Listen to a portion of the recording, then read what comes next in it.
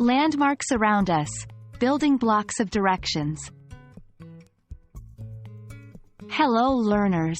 Today, we're going to dive into an essential aspect of English vocabulary related to travel and transportation. Landmarks. When we're asking for or giving directions, identifying common landmarks can be a game changer. Not only do they make our instructions clearer, but they also help us to orient ourselves in new environments. Before we move further, let's clarify what a landmark is.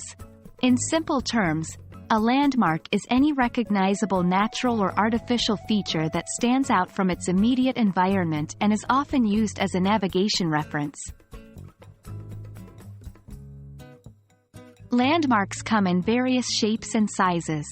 They can be divided into two main categories: natural landmarks and man-made landmarks. Natural landmarks. Natural landmarks include features such as mountains, hills, lakes, rivers, forests, and more. They are typically prominent and unique, making them easily recognizable. Man-made landmarks. Man-made landmarks, on the other hand, could be buildings or structures that are significant due to their historical, cultural, or architectural value.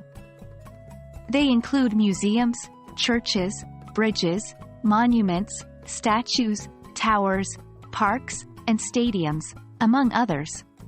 In cities, it can also be malls, cinemas, and even restaurants or cafes. Now that we know what landmarks are, let's see how we can use them in our conversations. When asking for directions, we often refer to landmarks to make our query more specific. For instance, could you please guide me to the nearest subway station? It's somewhere near the City Museum, right? I'm trying to find the Central Park.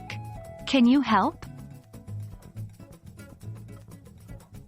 Similarly, landmarks can also be utilized to give clearer directions. For example, sure, to get to the subway station, just walk straight until you see the City Museum on your left.